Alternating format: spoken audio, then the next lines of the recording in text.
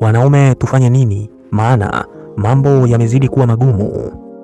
Tatizo, wengi wetu tuko bize na simu, kinachoendelea huko hatukijui. Wazungu wanasema most men don't stop scrolling, most men fail to make action until it's too late. Don't be that man. Wanaume wengi hushindwa kuchukua hatua mpaka wanachelewa kimaisha. Sasa usiwe mwanaume huyo.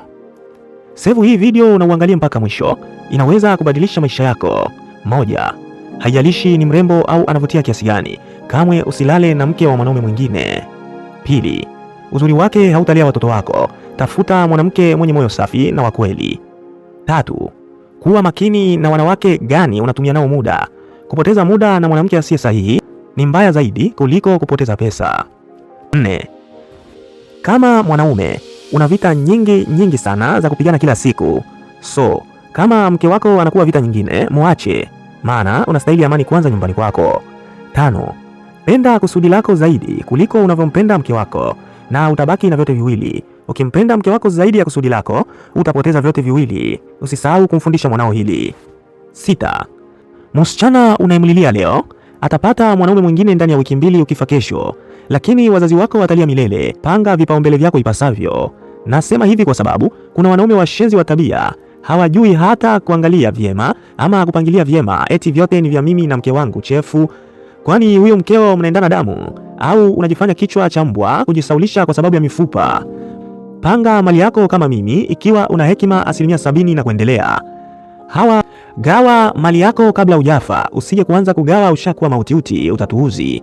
Mimi mali yangu 30% mke wangu, 60% watoto wangu, 10% wadogo zangu. Wakubwa hawatahambulia kitu, wazazi watahambulia nilichowapa wadogo zangu, na basi hakuna wakunilaumu, sinishakufa. 7, wanawake humuita katili mwanaume mwenye akili pale wanaposhindwa kumdhibiti. Lijue hilo unapoitwa katili, ujisifu sana. 8, ukipata mwanamke anayekuheshimu na kulinda heshima yako hata ukiwa haupo, basi wewe ni mwanaume mwenye bahati, mweke karibu huyo. Kinyume chake ni hivyo hivyo. 9, machozi ya mwanamke hayamaanishi ukweli bro, mfundishe mwanao hili. 10, kusema naweza kumbadilisha sio kazi yako. Wewe ni mwanaume anayetafuta mwanamke mzuri, sio Bob the Builder. Je, unamjua Bob the Builder? Subiri hapo nikwambie. Bob the Builder ni mhusika mkuu wa katuni ya watoto anayejulikana kwa kujenga na kutengeneza vitu pamoja na timu yake ya mashini. Kauli yake maarufu ni can we fix it? Wengine wanajibu yes we can. Kwa ufupi, ni katuni inayofundisha ushirikiano, kufanya kazi kwa bidii na kutokukata tamaa. Yaani huyu jamaa kila kitu anajenga, sasa huyo sio wewe. 11, punguza tamaa zako, utaona jinsi 90% ya wanawake walivyo wa kawaida sana. 12, kadri unavyojikita kwenye nafsi yako ndivyo wanawake wanavyojikita kwako. Kinyume chake pia ni hivyo hivyo, na ni kweli. Yaani kadri usivyojijali ndivyo hawakujali pia. 13, wanaume wajinga hujifanya matajiri ili kuwavutia wanawake. Wanaume waerevu hujifanya masikini ili kuwajaribu wanawake. Tuwajaribu sana, tutafanikiwa ise. 14, usiwe mpango wa kustafu wa mwanamke. Zaidi wanawake waliopoteza miaka yao ya 20 anakuja kwako akiwa na miaka 30 na kusema eti tuishi milele. Wewe milele na nani? Mbona kaishaishi milele huyo? Kaisha maliza umilele wake wote kwenye mahusiano aliyokuwepo, alafu anataka aje akufie. 15, kama unajenga maisha yako, unatafuta pesa na kujiboresha, usichumbiane na mwanamke mwenye sumu au waliovunjika kiakili. Usichumbiane na mwanamke toxic au mwanamke broke kiakili. Wazungu wanasema if you are building your mission, making money and improving yourself, don't date toxic girls or mentally broken women. Kama mwanamke kaishaoza akili, wewe una date nako, pole sana kwa kuuza muda wako bure.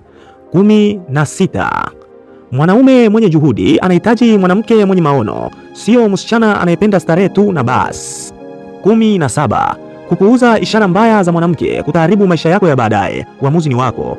Usiseme ho mimi ndiye nilikushauri, usiwe unapuuzia vitu vidogo vidogo, na pia kumbuka vitu vidogo vidogo vikiwa vingi ndio vitu vikubwa vikubwa hivyo. 18, wanaume wengine kumtongoza msichana wako sio tatizo, tatizo ni yeye kufurahia attention yao. 19, kama wewe ni mwanaume asiyemtaka leo, kuwa mwanaume asiyeweza kupatikana kesho. Sio kujikaza leo unakataliwa, kesho tena anakurudilia bro. Mbinu yetu ni ile ile. Akirudi kula nawa na kwenda, basi mpaka hapo kuna tatizo? Hakuna. 20, Hakuna mwanamke aliye hai anayestahili ujiue kwa ajili yake. Kumbuka hilo mwanangu. 21. Kamwe usitoe maisha yako kwa ajili ya mwanamke, maana atakuja kwenye mazishi yako akiwa na mwanaume mwingine, na akitaka hatakuja kabisa. 22. Usideti na mwanamke anayekuchukulia poa wala anayechukulia wanaume wengine sawa na wapenzi wake. Hii ni namna nyingine ya kujijali. Fanya tu utanishukuru. 23. Kuonyesha udhaifu kwa mwanamke asiye mama yako ni kama kuvuja damu karibu na papa. Sasa jihadhari. 24. Kama mwanaume mwingine amekuibia demu wako, mshukuru, anakusaidia. 25. Kamwe usimcheke rafiki yako akiwa mbele ya msichana wake. Mpe nguvu, msifie, mfanye aonekane powerful hata kama ni mjinga. 26. Mwanamke sahihi atakuunga mkono, mwanamke asiye sahihi atakuvunja mguu. Mwanamke asiye sahihi atashindana na wewe, tambua hilo. 27. Kama mpenzi wako anafurahia attention kutoka kwa wanaume wengine na hazuii, tafuta mwingine haraka iwezekanavyo. 28. Ni rahisi sana kupata msichana mpya kuliko kumrekebisha asiyeweza kuachana na ex wake. 29. Mwanaume huwa mtumwa wa kitu chochote asichoweza kuachana nacho, raha, wanawake au tabia mbaya nyingine. Jishinde kwanza, usiwe mtumwa. 30. Kuvunjika moyo kutakuvunja moyo wako tu, lakini kutarekebisha maono yako. Hakuna kitu kilichowafanya wanaume wengi kuwa washindi kama kukataliwa. 31. Msichana aliyekaa karibu yako kwenye gari lako anapaswa pia kukaa nawe kwenye basi kama hali itabadilika. Ukiona hawezi na wewe usiweze kuishi naye. 32. Kama mwanaume usilie, usipige kelele au kuonyesha hasira hadharani. Kuonyesha hisia hadharani ni kwa wanaume dhaifu tu. 33. Kama anakuchukulia kama mfalme, mchukulie kama malkia. Kama anacheza michezo, muonyeshe jinsi ya kuicheza zaidi. 34. Hakuna anayejali matatizo yako, kubali hilo na yajue kuyatatua mwenyewe. 35. Wanawake hulia ili kuficha makosa, wanaume utabasamu ili kuficha maumivu. Usimwamini mwanamke anayelia au kumwamini mwanaume anayetabasamu bila kufikiri mara mbili. 36. Kama huna pesa, jifanyie kazi kwanza kabla ya wanawake. 37. Epuka wanawake wanaopenda sherehe kupita kiasi, kuvuta, kunywa sana au wenye marafiki wengi wa kiume. Epuka, maana hawa si wa kujenga nao maisha hawa. Hakuna anayefuatilia maendeleo yako kama ex wako. Sasa mpe show nzuri aone. 39. Kama humwongozi mwanamke wako, atakuongoza, lakini mara nyingi wanawake huongoza wanaume kwenye kushindwa. Sikukatazi akuongoze, mwache tu akuongoze, utakuja kukomenti hapa. 40. Wanaume dhaifu ndio huweka uzuri mbele ya tabia, wenye akili tunachagua tabia. Kama bado huko kwenye uzuri, asalamu alaikum, endelea. 41. Acha kukimbizana na sura nzuri, ndugu yangu, acha kufyagilia sura. Mara nyingi hakuna kingine zaidi ya sura hapo. 42. Jifunze kudhibiti tamaa. 90% ya wanawake unaowapenda ni homoni zako tu za kishenzi. 43. Mwanamke hakupendi anapoacha kukuheshimu. Narudia tena, mwanamke hakupendi anapoacha kukuheshimu. Funga masikio, utanishukuru, maana hata mwanaume hakupendi anapoacha kukulinda. Lijue hilo tu. 44. Mwanamke ataleta amani au vurugu ndani ya nyumba, hilo sawa, lakini epuka wanaoleta drama kwa sababu ya uzuri wao, brother, epuka. 45. Wanaume wa leo wanafanya kazi mara 10 zaidi kwa ajili ya wanawake, lakini mbona babu yako hakufanya hivyo? 46. Maadili mazuri hudumu kuliko uzuri, chagua kwa hekima, brother. 47. Mwanaume imara yuko fiti kiakili na kimwili, udhaifu sio chaguo bora.